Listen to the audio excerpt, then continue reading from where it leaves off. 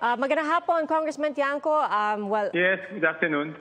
Ang unang tanong po namin kayo po ba ay nasa bahay, nasa Luneta, nasa EDSA? Kasama po ba kayo sa mga kilos protesta ngayong araw na ito? Hindi po ako kasama sa mga rallies today. But are you closely monitoring po the situation?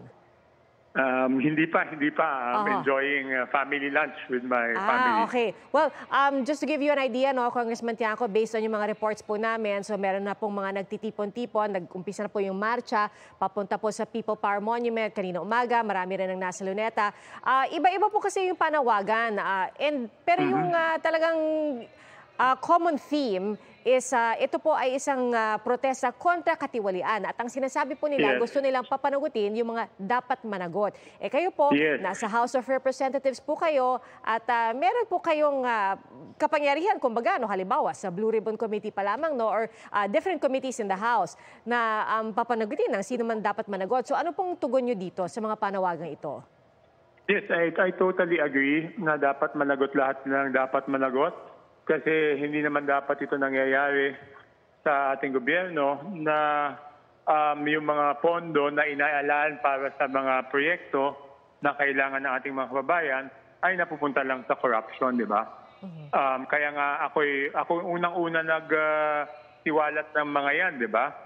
So ako'y natutuwa na meron ng ICI ngayon at talagang dapat panagutin yung mga dapat managot doon sa katiwalaan na yan. Hindi lang yung contractor, hindi lang yung DPWH, hindi lang kung sino-sino, pero dapat hanggang doon sa lawmaker ay dapat managot. Tiwala po ba kayo, Congressman Tiangco, na ito nga po, under the new House Speakership or the new leadership ng Kamara, magagawa po ito ng ating mga kongresista? I think the first step na yung kinancel yung travel clearance ni Congressman Saldico is a first good step, no? Tapos, pag hindi pa siya umuwi, then gagawin natin yung mga susunod na hakbang. Pero ang pinakamahalaga dito, yung sa ICI, magpatuloy yung kanilang investigasyon. At yun na nga, sinasabi ko, hindi talaga pwedeng exempted yung mga mababatas dito. Dapat yung mga mababatas na gumawa ng katiwalian, managot din sila. Do you think it will be an easy working relationship or at least a smooth sailing relationship between House and the ICI? Yes, with the new speaker, Boji D, because doon yung sinabi naman niya sa speech niya at yung pinatunayan niya na gumawa kaagad siya ng aksyon. Di ba kung matatandaan ninyo, there was no effort. Wala man lang effort na kahit hingin yung medical certificate ni Congressman Saldico, no? Pero dito kay Speaker Boji D, ginawa niya, kinancel na niya yung travel clearance, which means na dapat umuwi na si Congressman Saldico. Kung hindi, siya po ay haharap sa mga disciplinary action, no? At ako naman, ang imumungkahi ko, kung hindi siya umuwi, dapat hingan talaga natin siya ng medical certificate para malaman kung talagang ayaw lang niya umuwi dahil ayaw niyang harapin yung mga dapat niyang i-explain tungkol doon sa budget or talagang ano ba yung katayuan ng kanyang kalusugan. Kasi kung hindi naman life-threatening, di ba, pwede naman siya umuwi. Congressman Tiangco, isa po kasi sa mga ikinababahala ng mga nagkikilos protesta, yung mga nagmamarcha, ang sinasabi po nila, paano natin babaguhin kung systemic na po ito, kung isang malawakang sistema na po ito. Kayo po, bilang isang mambabatas, may kapangyarihan po na maghain ng mga panukalang batas, no, para talagang matiyak na magkaroon ng isang malinis at maayos na sistema na masusunod. Meron po ba kayong mga inihahanda halimbawa sa Kamara na pwedeng tumulong kahit papano sa pagtitiyak ng malinis na sistema? Kasi halimbawa po sa Senado, may mga panukala na magkaroon ng blockchain, yung blockchain bill para lahat ng mga budget nasa internet na, online na, kahit sino pwede makita ito. Meron po bang mga katulad na panukala sa Kamara? Yes, may blockchain bill on the budget na rin. Pinag-aaralan ko nga mabuti kung paano gagawin yung mga bagay na yan. Kasi nung last Congress, nung ako'y chairman ng ICT committee, may ganyang panukala na rin. Not only doon sa budget, but lahat ng government records. No? So that is one way. This year, magmula nung siniwalat natin yung sa small committee, wala na small committee this year. Magiging transparent na yung BICAM. So, magiging maliwanag na kung sino ang mambabatas na nag-propose ng amendment o yung tinatawag na insertion. Kasi di ba ang problema kung makikinig kayo doon sa Senate Blue Ribbon Committee, hindi malaman kung sino yung nag-propose ng insertion, di ba? So dito sa gagawing bagong BICAM, una, live stream siya. Pangalawa, kung sinong gusto mag-introduce ng amendment o yung tinatawag na insertion, dapat papakilala niya yung sarili niya. So, hindi na nakatago. So, yan ay mga reform, mga first step na kinakailangan, no? Oho. At syempre, kaakibat nito, dapat may mga, kumbaga, may check and balance kasi dapat talaga, di po ba, Congressman Tiangco? So, meron po bang specific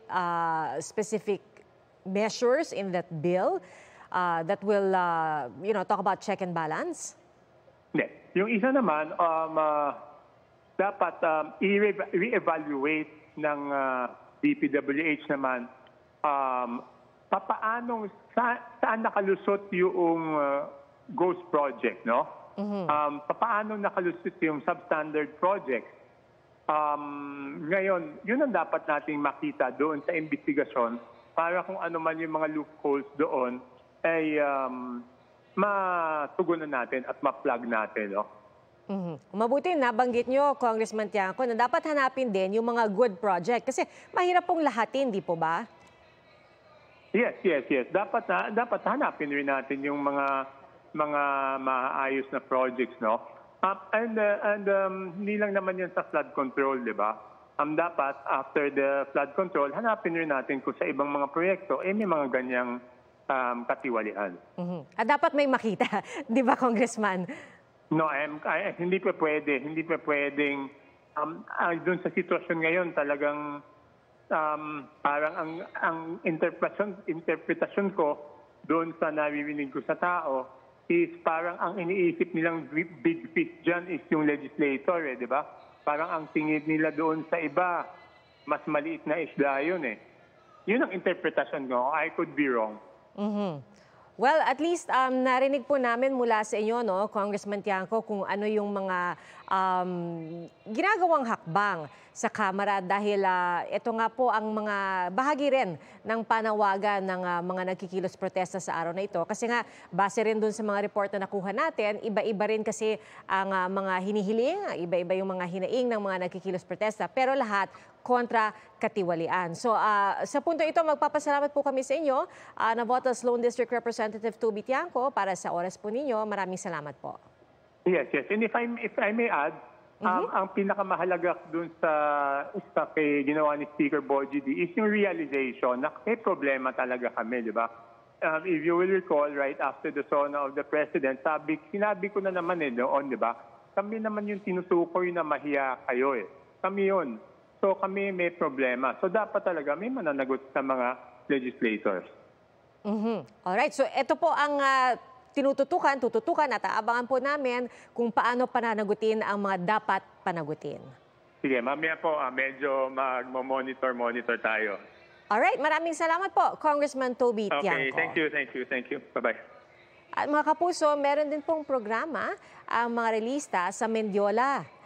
At nakatutok naman po doon. Mamaya, no, si Jonathan Andal, sisilipin po natin ang sitwasyon doon. Pero ang nakikita po natin ngayon ay live na kuha pa rin po sa EDSA Shrine kung saan mula po sa People Power Monument or papunta po sila sa People Power Monument. Nakita po natin ilang personalidad at kung di po tayo nagkakamali, si Vice Ganda, kasama po siya doon sa nahagip, no, ng ating camera na nagmamarcha po patungong People Power Monument. At base po doon sa mga unang naging ulat, no, ang paalala po sana ng mga organizer dito sa marchang ito, kung meron po kayong mga bit-bit na mga placard, poster or anuman, kung nais nyong isulat ang inyong mga damdamin doon. Ang una nilang sinabi ay hindi naman ito partikular laban sa kung sino mang politiko, no? Pero aabangan natin kung ano yung magiging takbo ng kanilang programa. Kanina nabanggit ng ating kasamang si Mav Gonzales na may ilang mga senador na naroon din, tulad ni na Senator Kiko Pangilinan at Senator Risa Ontiveros. So sisilipin po natin ang sitwasyon sa EDSA Shrine maya-maya dahil 2 p.m. nakatakdang mag-umpisa ang kanilang programa sa People Power Monument.